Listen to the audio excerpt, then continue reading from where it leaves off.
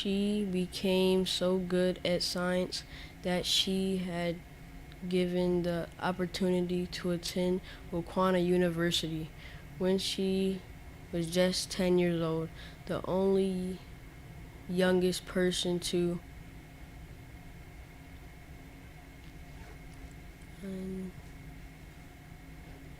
the only youngest person to have accepted was Shuri, the princess of Wakanda. Shuri was later become a guest performer when she was only 13. Was not a student in one of Shuri's classes after she created way to make mining easier for her tribe. Shuri was her to become her assistant. This,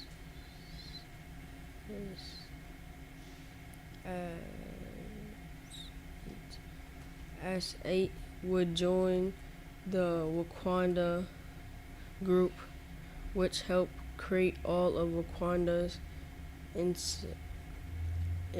invincible team.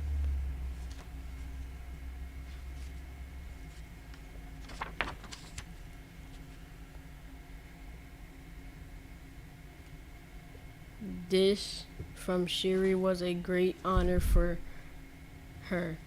The new of it started as a worship from the mothers of Ashuri. Friends and family became a loud celebrate by her inter-tribe. Everyone was excited. At last, everyone accepted Ashuri.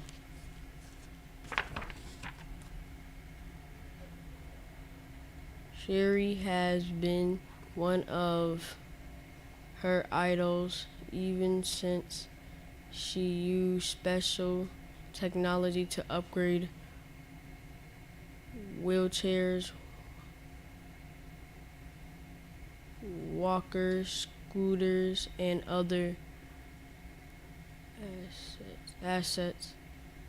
Technology for Wakanda community loved the idea of using technology to help others, but in her health still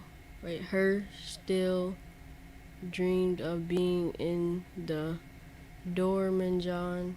She wanted to join the longest line of doors who had bravely protected T'Challa, his father. T'Challa and the other leaders of Wakanda who held the role of the superhero Black Panther.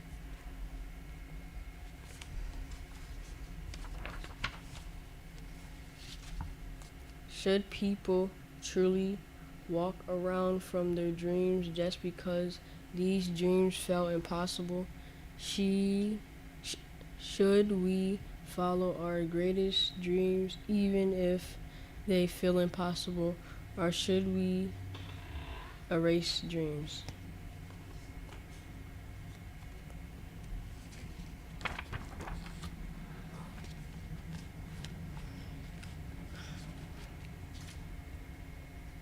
She asked her classmate what they thought she should do. Of course, you should join the Wakanda group. Someone like you can't become a door. Alfway said, don't doors have to be able to run and jump and things like that? No boom axe. You can't fight them either. Or of Wakanda in the wheelchair. You Aka, her classmate, words felt like water being poured on the last flame of becoming part of the Wakanda tribe.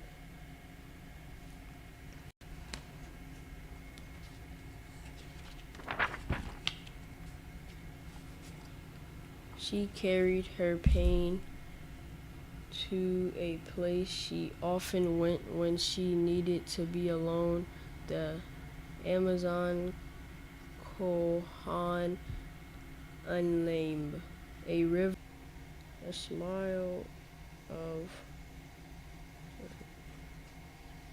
she said with a smile of confused, I'm right, oh, or I would have simply asked you to leave so I could enjoy my favorite view alone.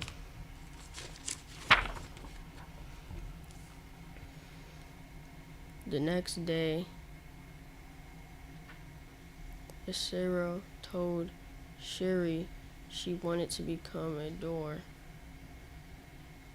Shuri nobled and said, our dreams are the best and most honest part of ourselves. If a part toward your dream is not already lit something, you must be the one who okay on the Dorman John training groups.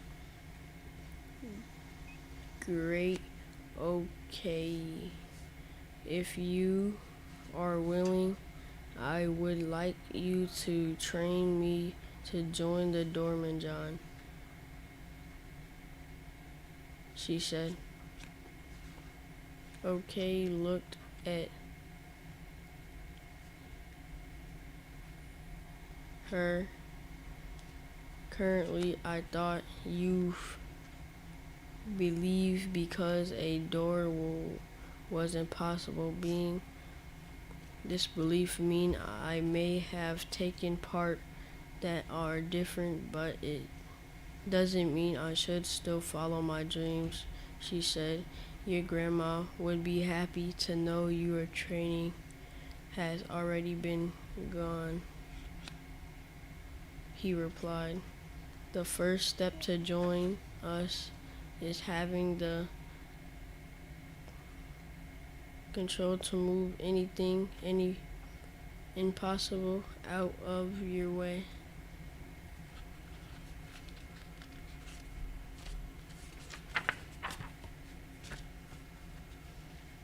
A few weeks later, Princess Shuri and her mother, Queen Ramonda, visit Ashuri during her door training.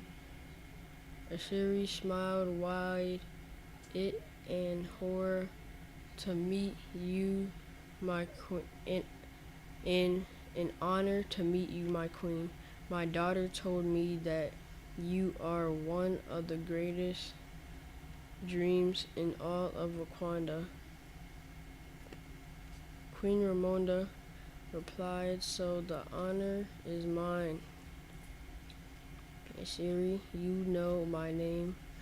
Ashuri asked, of course, and I believe someday the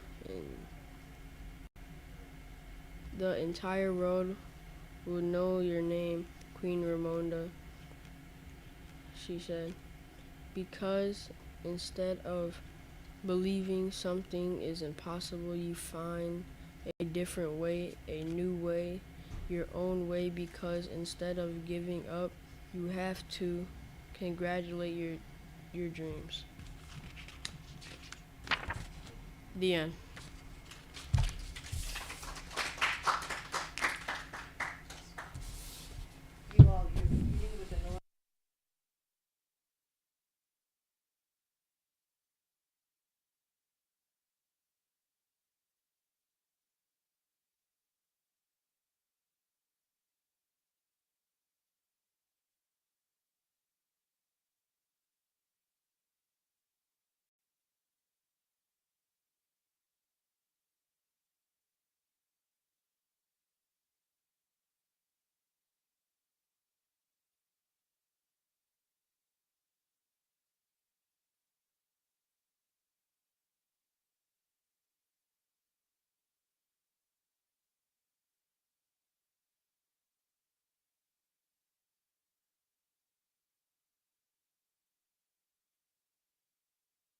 All right.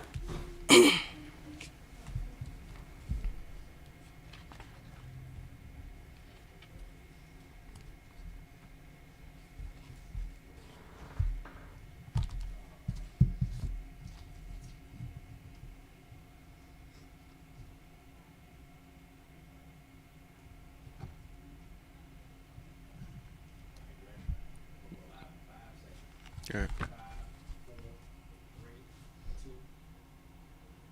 Hello, my name is Jamarcus Hill, and I'm going to be reading Goodnight Racism by Ibram X. Kendi and illustrated by Sababi Bayok. This-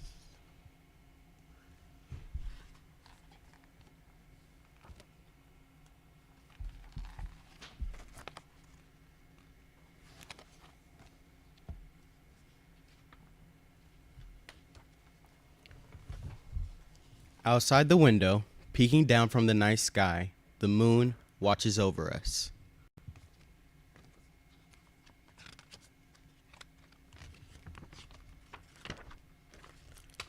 She sees kids smiling at the dinner tables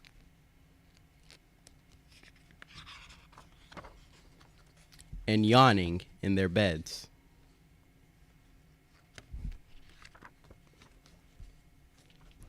But some kids do not have food, do not have beds because of unfair rules and unfair treatment.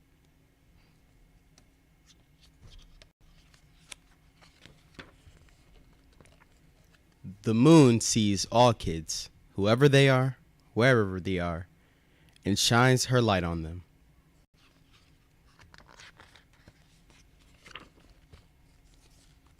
The moon wants her light to kiss every child goodnight. The moon delights when every child falls asleep.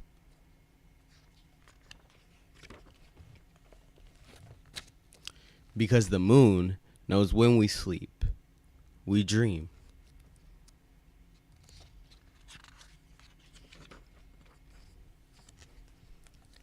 When we dream, we imagine what's possible, what the world can be, and the moon glows a little brighter, whispering, "Dream, my child. Imagine, my child. A new world, a new future awaits." A world where all people are safe, no matter how they look.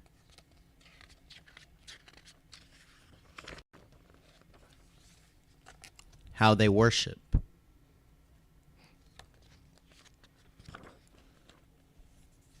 Or how they love.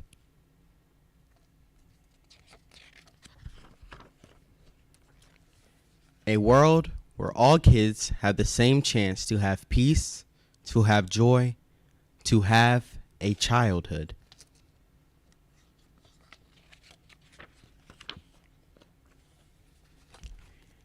A world where all people breathe fresh air and have what they need to feed their minds and bodies.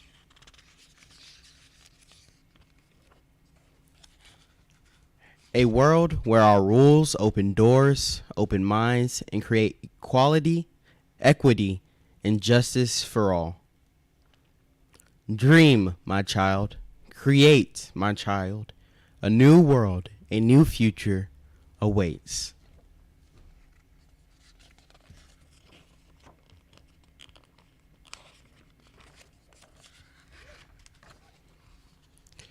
Good night, unfair rules. Good night, cruelty. Good night, injustice. Good night, inequality. Good night, hate. Good night, hurt. Good night, racism. Good night. The end.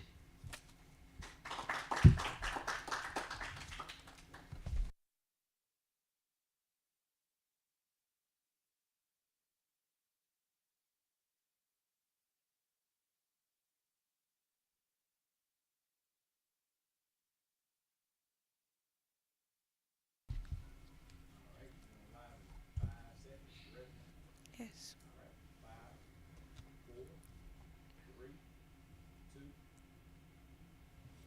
My name is Kaylee Nelson. I'm with the Stewart Foundation, and I'm reading Can't Scare Me by Ashley Bryan.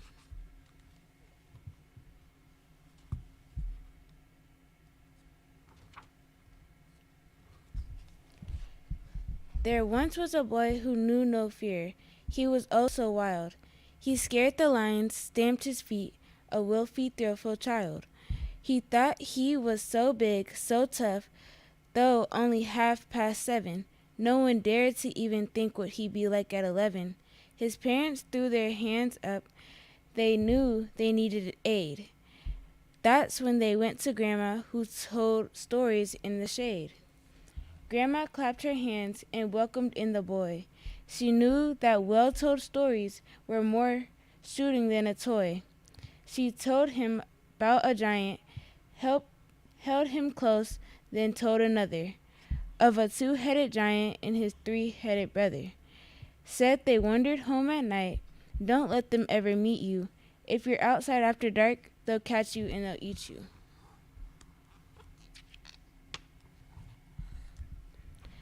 The little boy laughed. Ha, you can't scare me.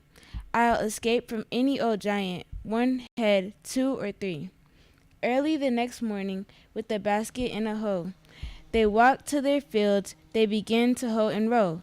The grandson slipped away as soon as he could. He knew that they shouldn't, but he knew that he would.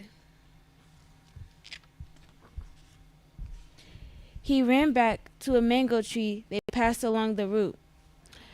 He climbed among the branches, eating fresh, ripe mango fruit. He ate up all the mangoes, then he sang and played his flute. Toodly-loo, toodly-loo. Tanto, tanto, I'm wild and free. Grandma's stories can't scare me. I'm bold, I'm brave, and though I may be small, no-headed giant scares me at all. The sun was going down. He had spent a carefree day, but now he missed his granny and got started on his way. He skipped along and played his flute, toodly-loo-dee-loo. He bumped into someone, bong, bada-bong bop. It was a great big giant with 2 heads on top. The giant said, "Oh, little boy, I heard you play your flute and song. Keep playing, and how I love it. I could listen to that all day long." "My granny told me about you," said the boy. "I have no fears of 2-headed giants and their many ears. Tanto, tanto, I'm wild and free. Grandma's stories can't scare me. I'm bold, I'm brave, and though I may be small, no many-headed giants scare me at all." Giant Two-Head wiggled his 4 ears. "They loved your song," he said. "Now keep playing on, singing. Run along, my brother is just ahead." "Goodbye, 2 heads. Farewell, 4 ears. Your brother's on this route. Well, I fearlessly welcome 2 giants with my singing and flute." Then he bumped into the brother. Bong, brother bong bop. Oh, this giant was much bigger, and with 3 heads set on top. "Giant 3 heads, oh, the little boy, I heard your flute and song. Keep playing, how I love it. I could listen to that all day long." The little boy sang and played his flute. Tooty-loo, looty-doo. "Tanto, tanto, I'm wild and free. Grandma's stories can't scare me. I'm bold, I'm brave, and though I may be small, no many-head giants scare me at all."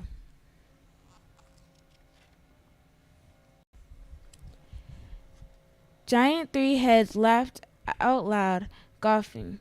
"Ho, ho, ho. I'd like to hear that song again.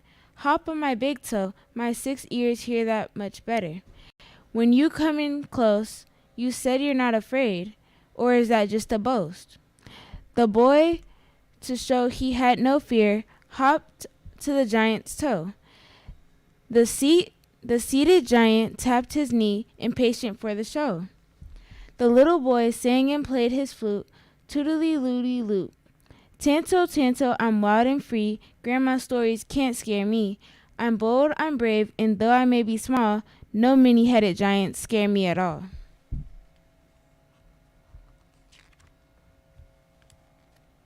The giant laughed. "You're not afraid? and so you must agree. 6 ears will hear much better if you hop up on my knee. The boy hopped to the giant's knee and perched like a little bird. He now was so much closer, he was sure that he would be heard. He sang his song and played his flute, toodly-loot-de-loot. Tinsel, tinsel, I'm wild and free. Grandma's stories can't scare me. I'm bold and brave, and though I may be small, no many-head giants scare me at all.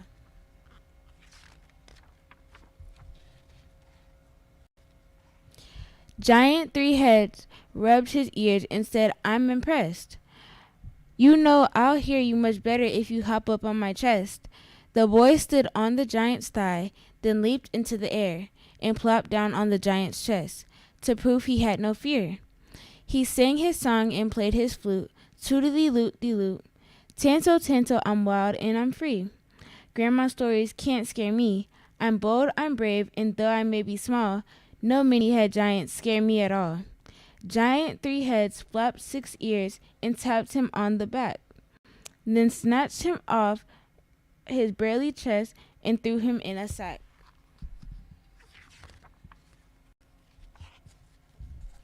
Heading home, sack in hand, he sang in the poor boy's song, sang Tanta Brada Dala, Dala Bala Cha Cha Cha.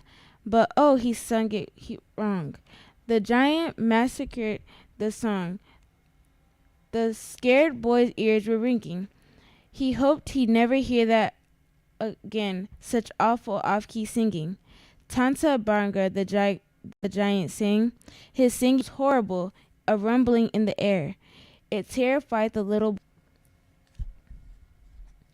Once home, the giant cried to Jane, who was his household cook, I brought a boy to fatten up. I bagged him. Janie, look. He took the boy out of the sack and bid him play and sing. Then put him back and closed the sack and tied it with the string. The next day he said to Janie, as she cleared him his breakfast plate, I think I'll eat the boy tonight. I just can't wait. Instead of getting fatter, he might be getting thinner. So cook him up for me tonight. I'll eat the lad for dinner. The giant left. Then Janie said, before I baste and broil you, please play that for me, your song again. I'm sure that won't spoil you. Open the bag a teeny bit. Fresh air will clear my flute. I play and I sing. You'll dance and swing to it. Toodly-loot-de-loot. Janie opened the bag a bit to free his arms and head. He sang his song and played his flute. Toodly-loot-de-loot.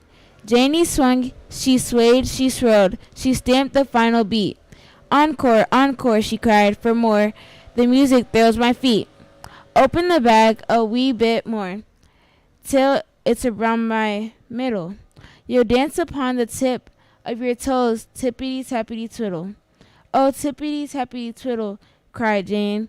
She was very sure that if she tied him farther down, he'll still be quite secured.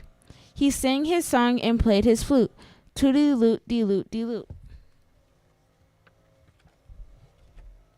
Tinsel, tinsel, I'm free and I'm wild and free. Grandma's stories can't scare me. I'm bold, I'm brave, and though I might be small, no many-headed giants scare me at all. Janie tip-tap-toed till dizzy, and still she tapped and spun. So when the boys stopped playing, she cried, what have you begun? Open the bag and let me out, you'll never go to bed. My songs will make you turn and twirl, you'll dance upon your head. He sung his song and played his flute, toodly-loot-de-loot.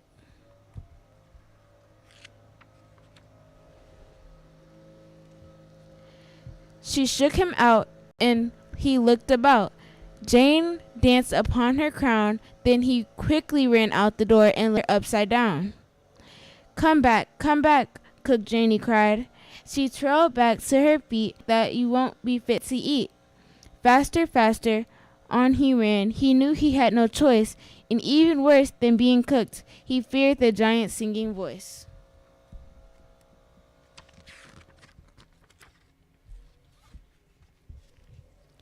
He ran, he ran, he ran. He ran past into Grandma's arms. She didn't push him off or scold. She hugged him and kissed him. She didn't ask him where he'd been, just simply said she missed him. He told her of his close escape, how 3 heads planned to cheat him, but that his singing voice was worse than any threat to eat him. How Grandma laughed, he sang his song while Grandma played his flute. Toodly-doot-dee-doot. Tanto, Tanto, I'm wild, I'm free. Grandma's stories, now and many-headed giants will scare us all. Dear Grandma, now that I know fear, I'll be good, don't worry. If only you will tell me soon, 4-headed giant story. The end.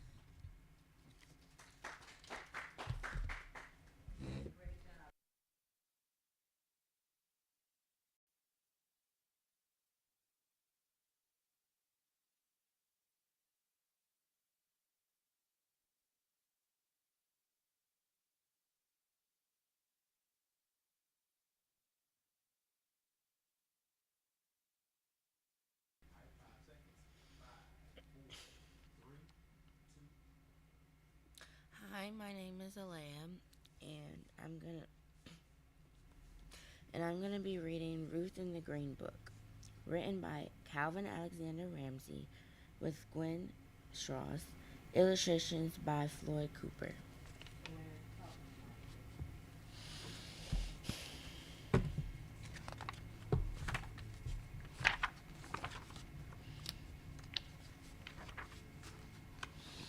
It was a big day at our house when Daddy drove up in our very own automobile, a 1952 Buick.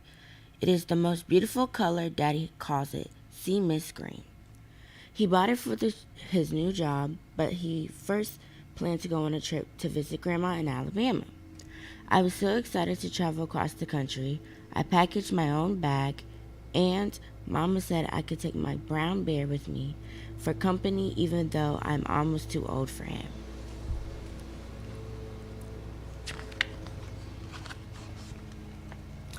As we drove out of Chicago, disappeared and then streets and then buildings. I love all the green grass and the hills and trees.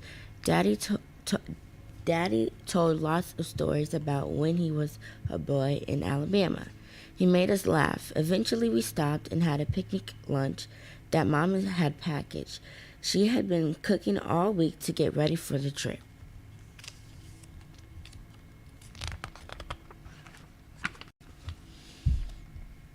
After driving for a long time, we stopped at a service station to fill up on gas. As Daddy was paying the station attendant, Mama asked for the key to the restroom. The man said we couldn't use the restrooms because they were only for whites only. Mama and I had to go into the woods.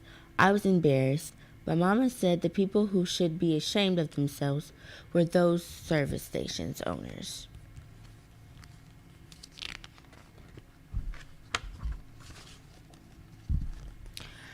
I was tired when Daddy stopped the automobile. I asked Mama where we were, and she said we were going to spend the night in a real hotel.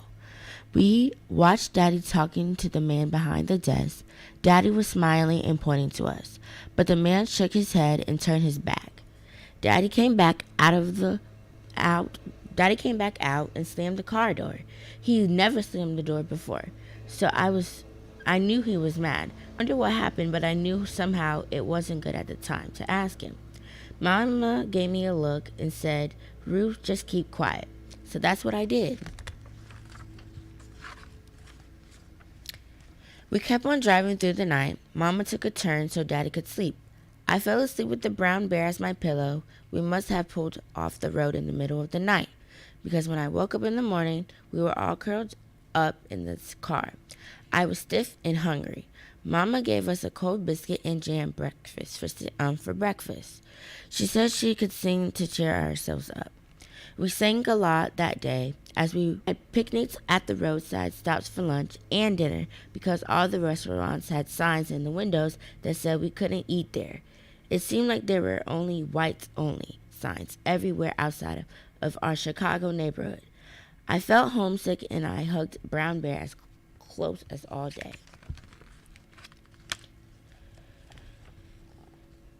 We crossed into Tennessee. Daddy said his friend Eddie lived close by. He was sure we could sleep there. Eddie was so happy to see us. He gave me a big hug and told me that he knew when I was little, his wife Alice cooked us a warm meal. I ate too much. Daddy and Eddie used to play music in the band before they went off and fought in the war. They talked about how they traveled a lot back then and then how they always had a hard time finding places to rest and eat. Daddy shook his head and said he had hoped that the war had changed things, but now he could see he was wrong. That night, I went to sleep to the sound of Daddy and Eddie playing music together. Brown Bear and I were happy to sleep in a real bed with a real pillow.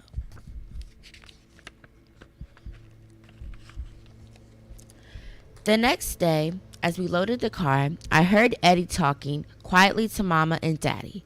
Eddie warned them about what was ahead someone called Jim Crow.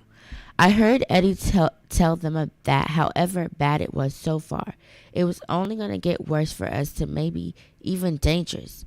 As we went farther south, then Eddie saw me listening and picked me up and told me not to worry. He said that I should look out for SO service stations along the road because the people there would be nice to us. In the car, I asked Daddy who Jim Crow was, and he explained that Jim Crow wasn't in any way. I asked, why don't they want our business? Wasn't our money just the same? It hurt my feelings to be so welcome, but Mama sighed and remembered that my job that the day was to look for an SO station.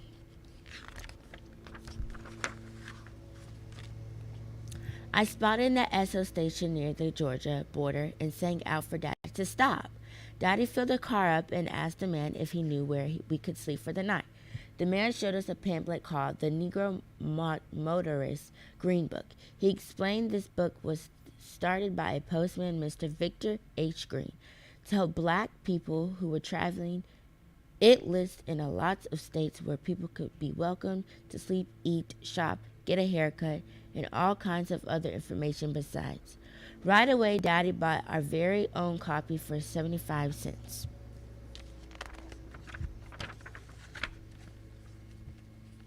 Mama read about the place nearby called a tourist home, where we could stay for the last of the night of our trip. Daddy called ahead, and sure enough, the lady told us to come right away. Then Mama gave me the green book and said I was in charge of keeping it. I couldn't stop reading it all day. All those places in all those states were where we could go and where we could not have to worry about being turned away. We reached the tourist home in the early evening. Mrs. Melody, the owner, gave us a big smile. When she opened the door, it was like coming home, and she wouldn't even let Daddy pay her. She said, welcomed Negro travelers because it is the right to help each other out going. I'm going to do the same one day. The next morning, I hated to say goodbye to Mrs. Melody, but Daddy said we had to be at Grandma's house that evening. That made me happy to get going again. It wasn't so easy, though. Our automobile broke down about midday in the middle of nowhere.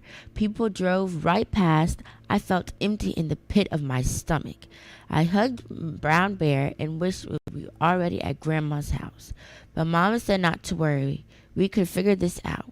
She unfolded our map and told me the names of nearby towns. She said, Ruth, look in the green book and see if you can find a place in one of these towns that will fix our car. And I did. Daddy gave me a big hug and then walked into the town to find a garage that would help us.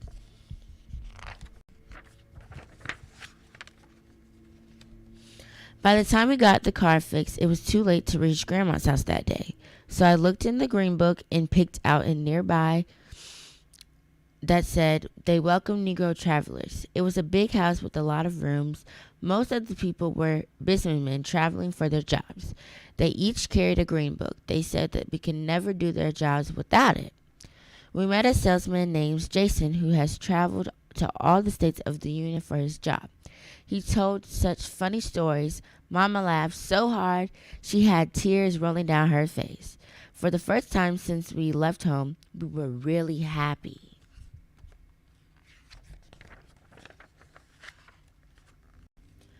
At the inn, I met a little boy who was traveling with his mother. It was the first time he had ever left home, and I could just tell he was scared.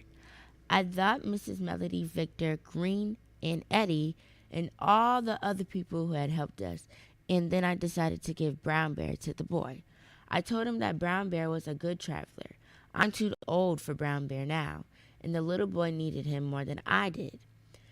Then I told his mother about the Green Book and showed her our copy.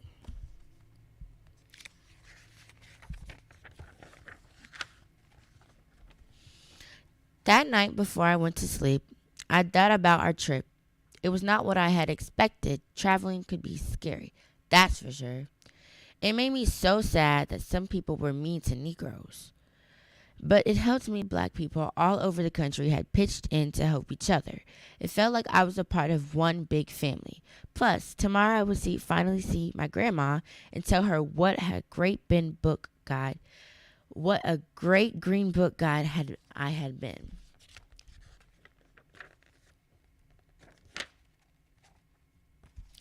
The end.